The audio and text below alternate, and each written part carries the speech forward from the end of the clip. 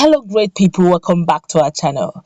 If you are familiar with Nigeria and the business terrain, and of course, if you have ever been to major markets, electronic markets, spare parts markets, and every other market you can think that importation and creativity is concerned, then you will definitely meet the Southeasterner. If you don't hear Sunny Japan, you will hear Emeka and Sons, or you will hear things like Emeka Waneko, or you hear things like Ifeanyi and Sons and Co. They are always there, always either traveling to either Japan or they call them Sunny Japan.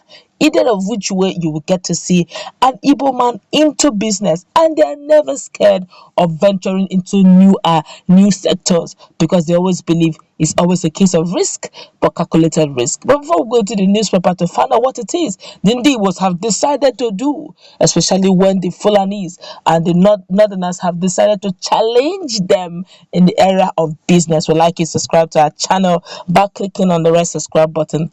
Beside it, you see a bell notification icon. Please go ahead, click on it to get notified as soon as we update our channel on YouTube, where there's been a fair share. Social media has its own fair share of regional debate following the news that some northern farmers have blocked the supply of food to other parts of the country. Recall that some of the northern parts of the country is known to be the major food producers, especially production areas of the country, like the north. Let's continue. Foodstuffs like onions, rice, tomatoes, okra, beans, corn, and even yam are produced in large quantity in the northern part of the country. Even the news that cow and other types of meat being reared in the north will be blocked from entering the southern part of the country.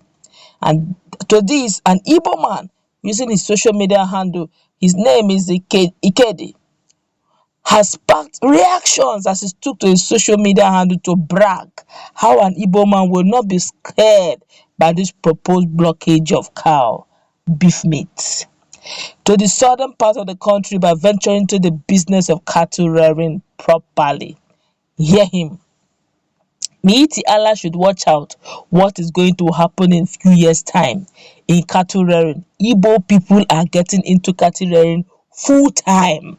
They are going to build world-class ranches like other countries. Unknown to Miyetti Allah, they have shown Igbo's new line of business. And they tell you, hey Igbo man, Sunny Japan, even if it means him going to Germany or wherever it is they have good ranches to go and learn the ropes and come out. If care is not taking the best beef you can get, you may get it from the southeast. If they venture into that issue called ranch, it is money. If they are sure, all they need to be is there market for it. If others are selling car at 300,000, they'll sell it 280. It's turnover. They can even sell it 299. Turnover, very important, so that by the time you are waiting to make a particular percentage of your profit, even if nobody wants to, they will say no problem. The other people will say no problem until I make that particular profit in the margin. I will not sell. Igbo man will say no problem. I will cut out a little part of the profit, but I need to sell it more often so that my market will go to permanent side. This is very interesting, honestly. But let's continue anyway. While this tweet was in response of how Miyetti Allah Group has threatened to block supply of cows to other regions of the country. For him, an Igbo man who is known to be very much inclined to doing different types of business will venture into cattle rearing, which has been seen over the decades to be the occupation of Fulani men. This is indeed a challenge to not just Igbo tribe, but other tribes in the country to look inward and start involving in agriculture and livestock rearing. The information has sparked a lot of reactions. I'll take one or two reactions, then let's look into this. This one here is who is holding the Igbos? It's good if they will do it. Nobody's holding them, but they will start. The challenge with this issue of rearing of cattle, sometimes generally people just see it as nomadic is not interesting. But until the eyes of a lot of persons were known, when they realized that Lagos alone takes 50% a day, they kill more than, what am I saying? What is 50,000 cows? More than that a day.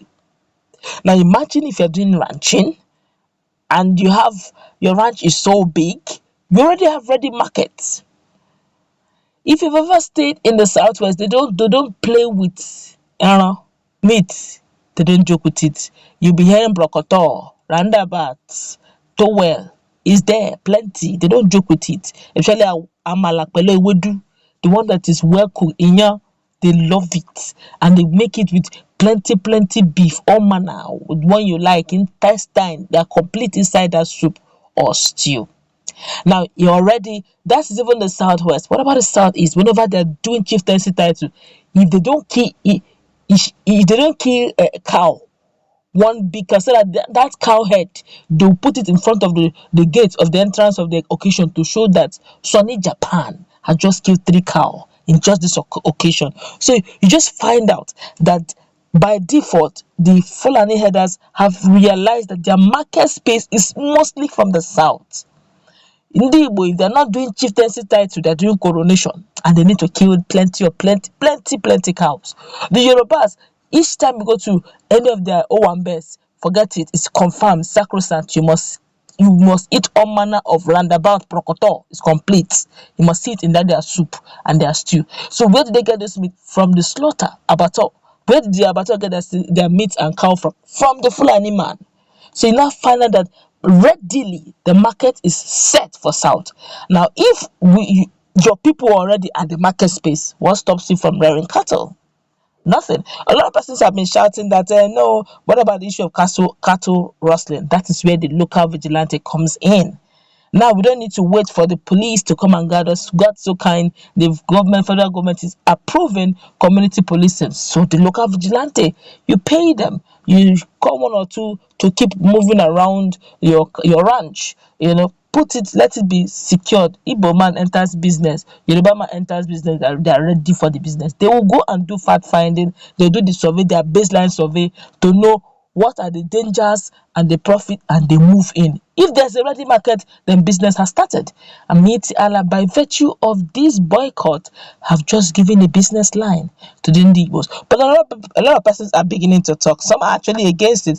Some are saying better cow with enough meat. Igbo na mefe balu bala agbono udo.